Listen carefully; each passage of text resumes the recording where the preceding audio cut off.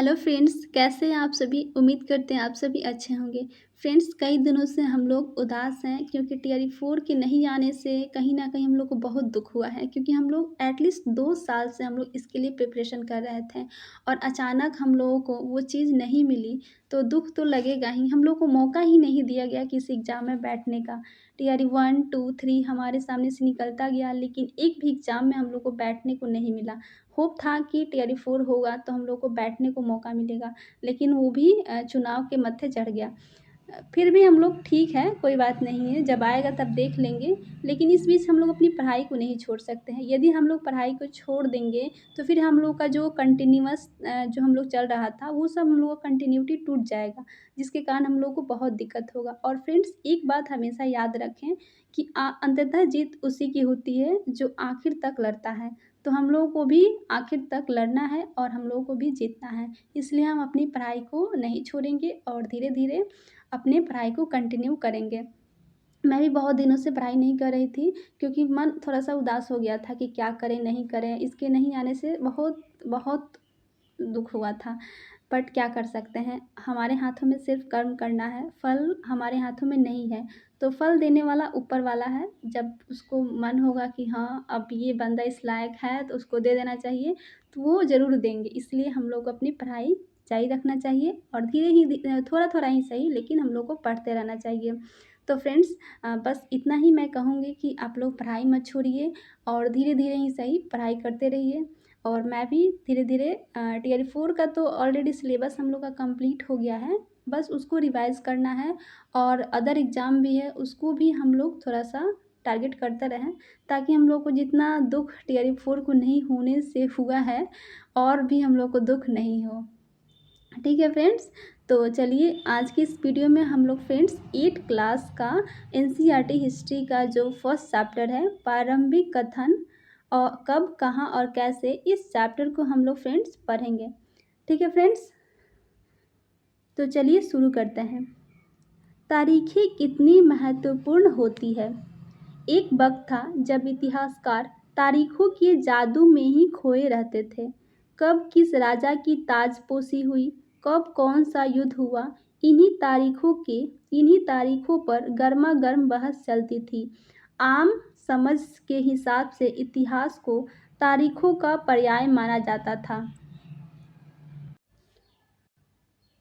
आपने भी लोगों को यह कहते हुए सुना होगा, इतिहास तो बहुत उबाऊ है भाई, बस तारीखें रटते चले जाओ। क्या इतिहास के बारे में यही धारणा सही है?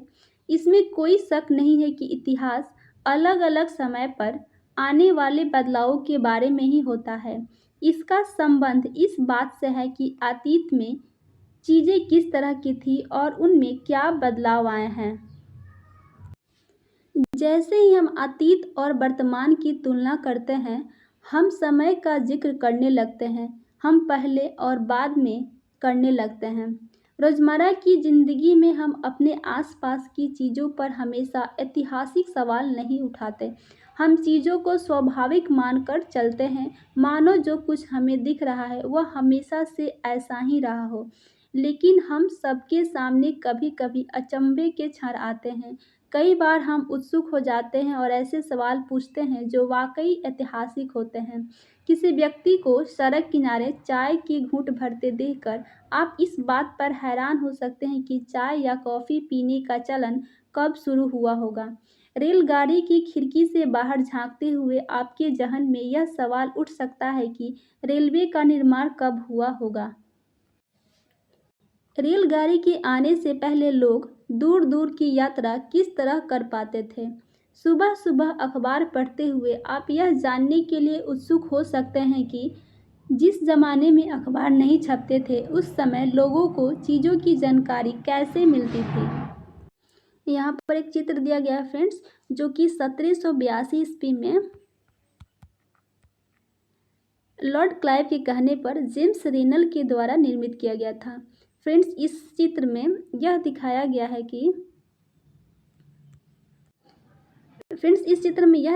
गया है कि किस तरह भारत के लोग जो हैं स्वेच्छापूर्वक अपने प्राचीन ग्रंथ ब्रिटिश सत्ता की प्रतीक ब्रिटेनिका को सौंप रहे हैं और मानव उसे भारतीय संस्कृति की रक्षा के लिए उनसे आग्रह कर रहे होंगे।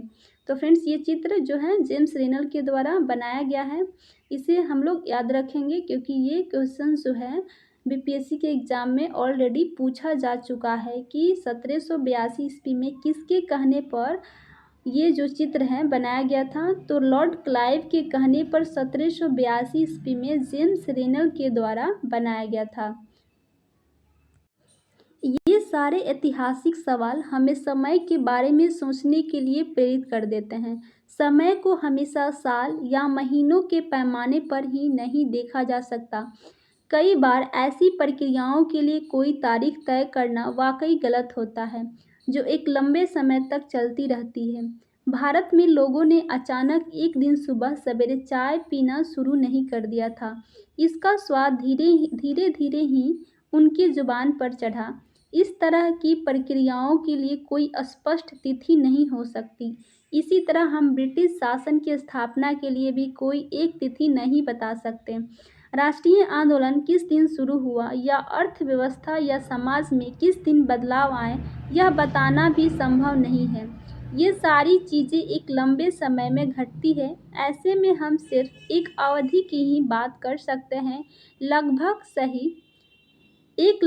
सही अवधि के बारे में बता सकते हैं जब ये खास बदलाव दिखाई देने शुरू हुए होंगे। तो फिर लोग इतिहास को तारीखों से जोड़कर क्यों देखते हैं? इस जुड़ाव की एक वजह है। एक समय था जब युद्ध और बड़ी बड़ी घटनाओं के ब्यौरे को ही इतिहास मान लिया जाता था। यह इतिहास राजा महाराजाओं और उनकी नीतियों के बारे में होता था। इतिहासकार यह लिखते थे कि कौन से साल राजा को ताज पहनाया गया, किस साल उनका विवाह हुआ, किस साल उनके घर में बच्चा पैदा हुआ, कौन से साल उनमें उसने कौन सी लड़ाई लड़ी, वह कब मारा गया और उसके बाद कब कौन सा गद्दी पर शासक बैठा। इस तरह की घटनाओं के लिए निश्चित तिथि बताई जा सकती है और इस तरह इतिहासों में तिथियों का ही महत्व बना रहता है। जैसा कि पिछले 2 साल की इतिहास की किताबों में आपने देखा है, अब इतिहासकार बहुत सारे दूसरे मुद्दों और दूसरे सवालों के बारे में भी लिखने लगे हैं। वे इस बात पर ध्यान देते हैं कि लोग किस तरह अपनी रोजी रोटी चलाते थे, वे क्या पैदा करते थे और क्या खाते थे, शहर कब बसे और बाजार किस तरह फैले, किस तरह रियासतें बने, नए विचार पनपे और संस्कृति व समाज किस तरह बदले। कौन सी तारीखें? कुछ महत्वपूर्ण तारीखों को महत्वपूर्ण मानने का पैमाना क्या होता है? हम जो तारीखें चुनते हैं, जिन तारीखों के इर्द गिर्द हम अतीत की कहानी बुनते हैं, वे अपने आप में महत्वपूर्ण नहीं होती। वे इसलिए महत्वपूर्ण हो जाती है क्योंकि हम कुछ घटनाओं को महत्वपूर्ण मानकर चलने लगते हैं। अगर अध्ययन का विषय बदल जाता है, अगर हम नए मुद्दों पर ध्यान देने लगते हैं, तो महत्वपूर्ण तारीखें भी बदल जाती है। एक उदाहरण पर विचार कीजिए। भारत में ब्रिटिश इतिहासकारों ने जो इतिहास लिखे, उनमें हर एक गवर्नर जनरल का शासनकाल महत्वपूर्ण है। ये इतिहास प्रथम गवर्नर जनरल वॉरेन हेस्टिंग्स के शासन से शुरू होते थे और आखिरी वायसराय लॉर्ड माउंटबेटन के साथ खत्म होते थे। अलग अलग अध्यायों में हम दूसरे governor general Hastings, Wellesley, Dalhousie, Canning, Lawrence, Lytton, Ripon, Curzon, Hardinge, Irwin के बारे में भी पढ़ते हैं। इस इतिहास में गवर्नर जनरल और वायसरायों का कभी न खत्म होने वाला सिलसिला ही छाया रहता था।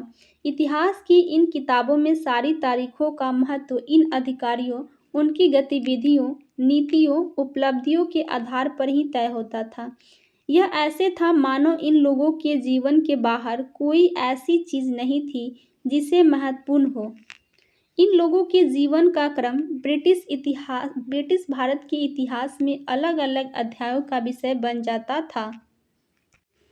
क्या हम इसी दौर के इतिहास को अलग ढंग से नहीं लिख सकते? गवर्नर जनरलों के इस इतिहास के चौखटे में हम भारतीय समाज के विभिन्न समूहों और वर्गों की गतिविधियों पर किस तरह ध्यान दे सकते हैं?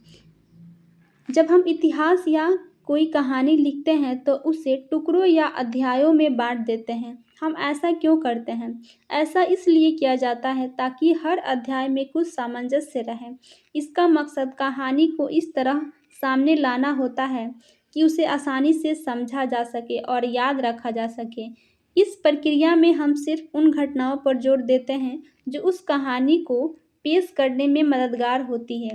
जो इतिहास गवर्नर जनरलों के जीवन के इर्द गिर्द चलता है, उसमें भारतीयों की गतिविधियों कोई मायने नहीं रखती, उनके लिए वहाँ कोई जगह नहीं होती। तो फिर क्या किया जाए? जाहिर है हमें अपने इतिहास का एक अलग खाका बनाना पड़ेगा। इसका मतलब यह है कि अब तक जिन तिथियों का महत्व दिया जा रहा था, वे महत्वपूर्ण नहीं रहेंगी। हमारे लिए नई तिथियां महत्वपूर्ण हो जाएंगी। हम अवधियाँ कैसे तय करते हैं? 1817 में स्कॉटलैंड के अर्थशास्त्री और राजनीतिक दार्शनिक जेम्स मिल ने 3 विशाल खंडों में a history of British India, British Bharat का इतिहास नामक एक किताब लिखी। इस किताब में उन्होंने भारत के इतिहास को हिंदू, मुस्लिम और ब्रिटिश इन 3 कालखंडों में बांटा था। कालखंडों के इस निर्धारण को ज़्यादातर लोगों ने मान भी लिया। क्या आपको भारतीय इतिहास को समझने के इस तरीकों में कोई समस्या दिखाई देती है? इतिहास को हम अलग-अलग कालखंडों में बांटने की कोशिश क्यों करते हैं? इसकी भी एक वजह है। हम एक दौर की खासियतों, उसके केंद्रीय तत्वों को पकड़ने की कोशिश करते हैं, इसलिए ऐसे शब्द महत्वपूर्ण हो जाते हैं जिनके सहारे हम समय को बांटते हैं। ये शब्द अतीत के बारे में हमारे विचारों को दर्शाते हैं। वे हमें बताते हैं कि एक अवधि से दूसरी अवधि के बीच आए बदलावों का क्या महत्व होता है। जेम्स मिल को लगता था कि सारे एशियाई समाज सभ्यता के मामले में यूरोप से पीछे हैं। इतिहास की उनकी समझदारी ये थी कि भारत में अंग्रेजों के आने से पहले यहाँ हिंदू और मुसलमान तानाशाहों का राज ही चलता था। यहाँ चारों ओर केवल धार्मिक बैर, जातिगत बंधन और अंधविश्वास का ही बोलबाला था। मिल की राय में ब्रिटिश शासन भारत को सभ्यता की राह पर ले जा सकता था। इस काम के लिए जरूरी था कि भारत में यूरोपीय शिष्टाचार, कला, संस्थान और कानूनों को लागू किया जाए।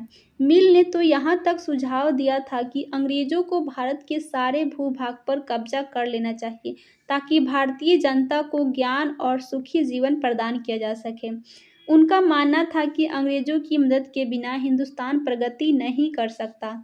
इतिहास की इस धारणा में अंग्रेजी शासन प्रगति और सभ्यता का प्रतीक था। अंग्रेजी शासन से पहले सारा अंधकार का दौर था। क्या इस तरह की धारणा को स्वीकार किया जा सकता है? बिल्कुल नहीं किया जा सकता।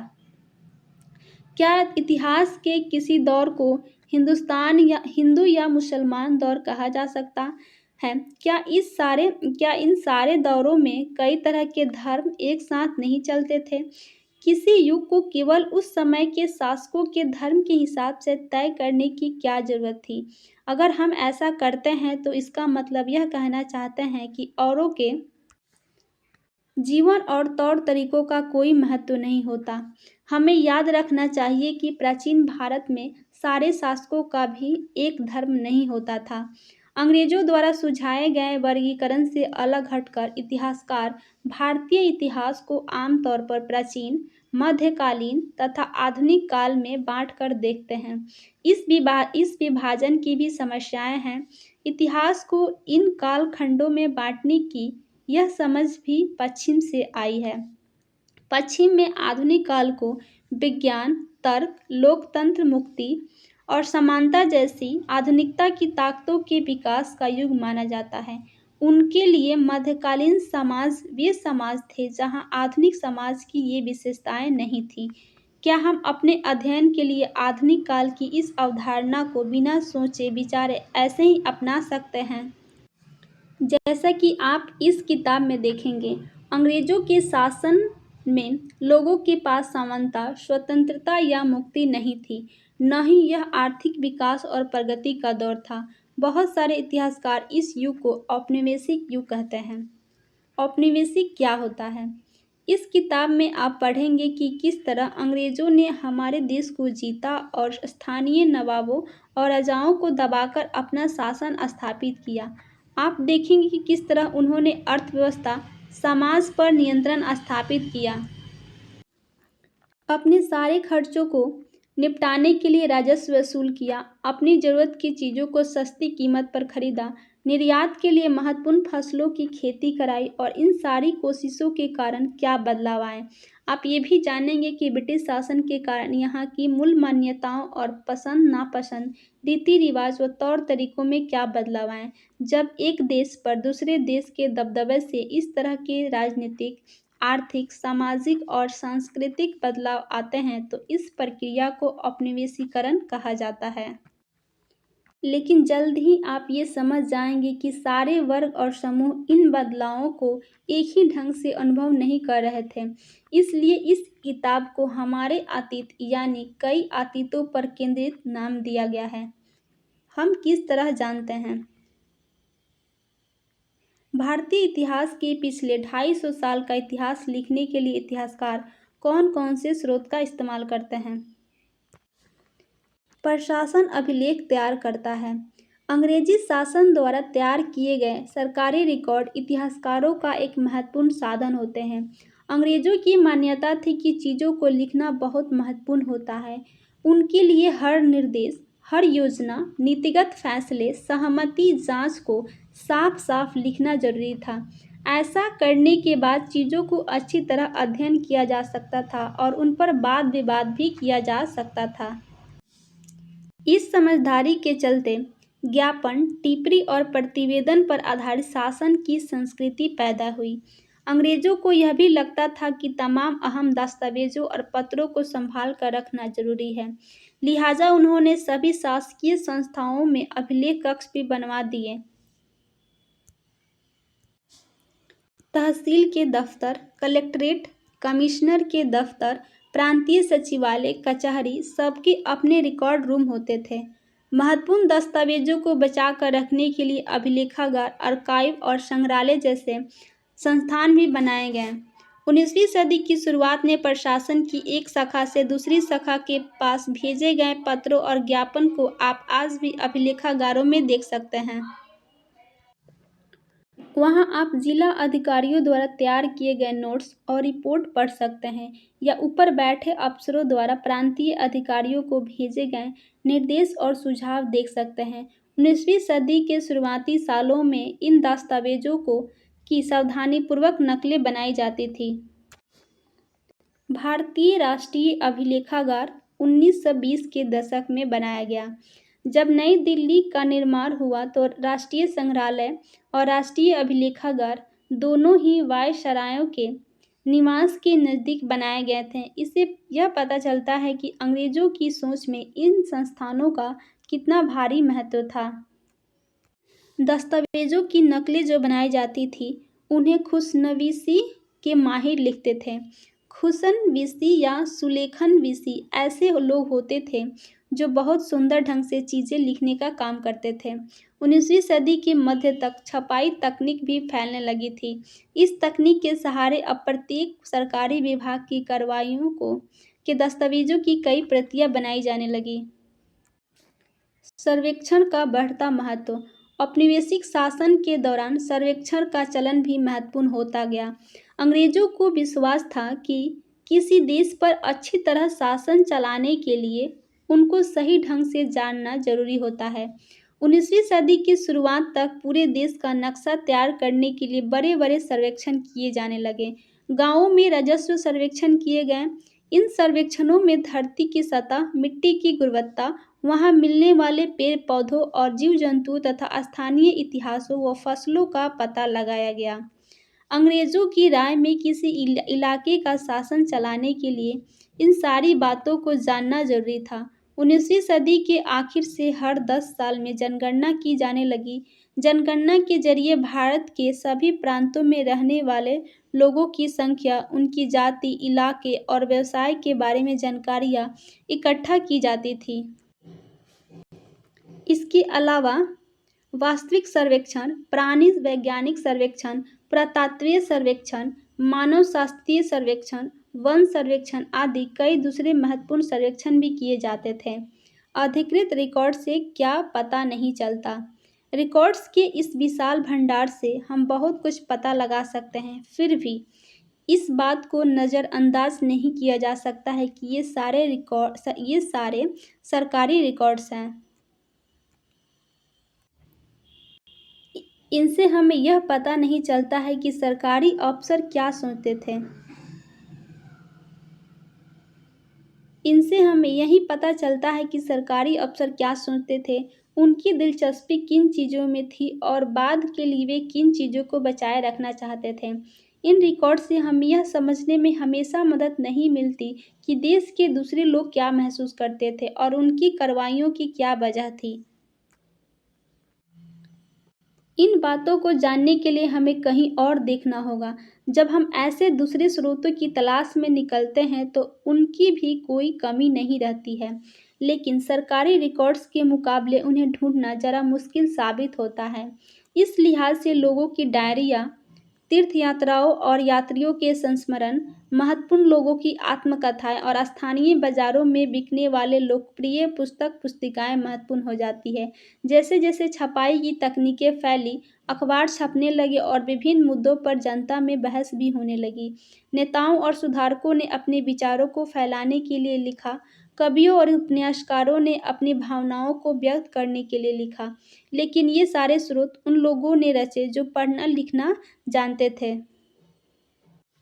इनसे हमें यह पता नहीं लगा सकते हैं कि आदिवासी और किसान, खदानों में काम करने वाले मजदूर या सड़कों पर जिंदगी गुजारने वाले गरीब किस तरह के अनुभव से उस समय गुजर रहे थे। अगर हम थोड़ी और कोशिश करें तो हमें इस बारे में जान सकते हैं। जैसे जैसे आप इस किताब में आगे बढ़ेंगे आपको यह बात समझ में आने लगेगी। तो फ्रेंड्स, ये चैप्टर जो था बस इतना ही था।